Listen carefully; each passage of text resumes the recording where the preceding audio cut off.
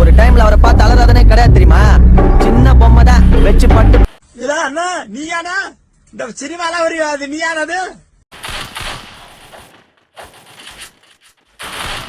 அவன் அடிச்சால செத்துருவேன். இந்த உடம்பு எதையும் தாங்குற உடம்பு. பாத்தீங்களா மேடம்? இறந்திடவா நீ பிறந்தாய்.